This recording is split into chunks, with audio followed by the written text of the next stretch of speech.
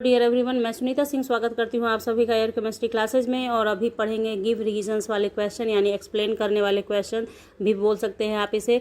यहाँ पे क्वेश्चंस दिया रहता है और आपसे पूछा जाता है कि क्वेश्चन में जो दिया गया है वो उसको जस्टिफाई कीजिए, कैसे होगा, क्यों होता है ऐसा। ठीक है, तो यहाँ पे क्वेश्चन नंबर फर्स्ट मैंने लिया है। आपको देखिए क्वेश्चन जो भी आपको यहाँ पे दिखेंगे वो सारे के आंसर एक ही निकल कर आएंगे, बट लिखने का तरीका अलग होगा, क्वेश्चन पूछने का तरीका अलग होगा। तो वही समझाना काम है अभी मेरा, तो आपको समझा रही हूँ। आप ध्यान से 2-4 मिनट जुड़े रहें, आपको बहुत फायदा होगा इस वीडियो से। चलिए क्वेश्चन नंबर फर्स्ट देखते हैं।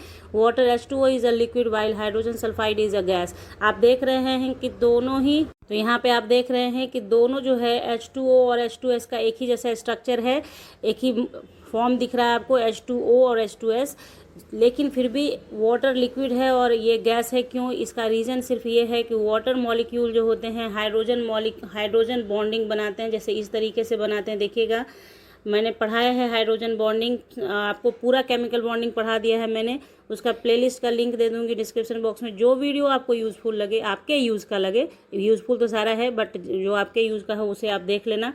तो यहाँ पे देख लीजिए, एच बॉन्डिंग इस तरीके से बनता है ना। वाटर मॉलिक्यूल खुद में अपने आप में एच बॉन्डिंग बनाता है। ये 3 डॉट लाइन आप देखें तो समझ जाना कि ये क्या है, ये एच बॉन्डिंग है।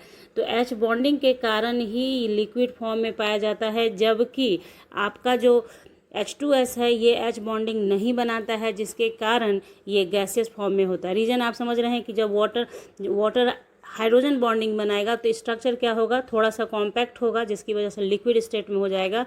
और H2S चूँकि नहीं बनाएगा तो वो फैला हुआ रहेगा, मॉलिक्यूल उसके मूव करेंगे तो क्या होगा, वो गैसियस फॉर्म में पाया जाएगा। क्लियर? आगे बढ़ते हैं, क्वेश्चन नंबर 2 देख लेते हैं हम लोग। तो देखिए यहाँ पे क्वेश्चन नंबर 2 है हमारा।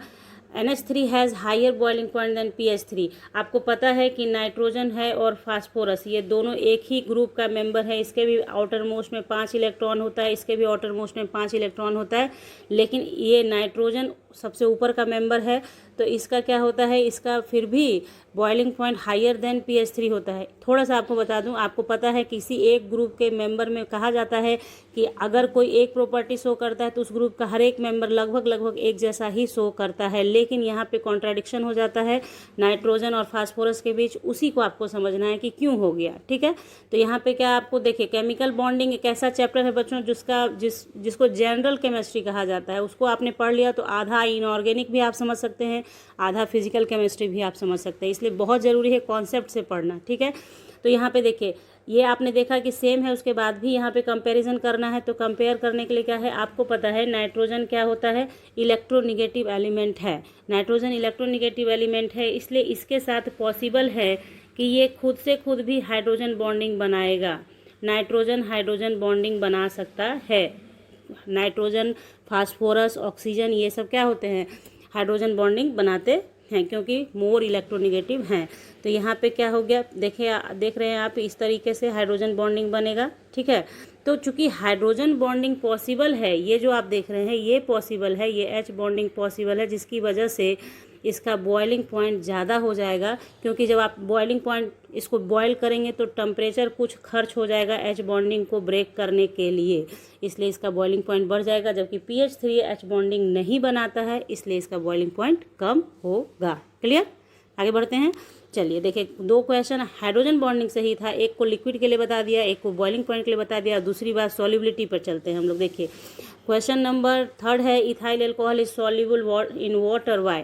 तो ड्यू टू हाइड्रोजन बॉन्डिंग। अब क्या है, इथाइल अल्कोहल का फॉर्मूला होता है C2H5OH, इसको ऐसे लिखिए। ठीक है, OH ऐसे लिख दिया। अब इसको एच बॉन्डिंग बनाना पॉसिबल है किसके साथ, आपके वाटर के साथ। तो चूंकि वाटर के साथ एच बॉन्डिंग बना लिया, इस वजह से ये सॉल्युबल इन वाटर हो गया। जो भी वाटर के साथ एच बॉन्डिंग बना सकता है वही सॉल्युबल इन वाटर होता है। ये है इसका रीज़न। तो आपने 3 क्वेश्चंस 3 टाइप के देखे, लेकिन सारे का आंसर क्या था, हाइड्रोजन बॉन्डिंग। आप समझ रहे हैं कि एक टॉपिक आप जब पढ़ते हैं, जब एच बॉन्डिंग आपको पढ़ाया जाता है तो उससे कितने सारे क्वेश्चंस रिलेटेड होते हैं। वीडियोज़ लंबी होती है इस वजह से कि कॉन्सेप्ट आपको समझाया जा सके, इसलिए पूरी वीडियो देखा करें बच्चों, समझा करें कि क्या समझाने की कोशिश हो रही है। एग्जामिनेशन आप जब कॉन्सेप्ट से पढ़ेंगे शुरुआत से, तो एग्जामिनेशन के समय आपको तनिक भी परेशानी नहीं होती है और आप अच्छे से एग्ज़ाम दे पाते हैं। तो thank thanks for watching, subscribe for more. अगर अच्छी लगी हो वीडियो, यूज़फुल लगी है आपको, तो फटाक से शेयर कर लीजिएगा अपने दोस्तों के साथ, लाइक कीजिएगा और सब्सक्राइब कीजिएगा चैनल को विथ बेल आइकन। मिलते हैं नेक्स्ट क्लास में नेक्स्ट टॉपिक के साथ। तब तक के लिए bye, thank you, take care, have a nice day बच्चों।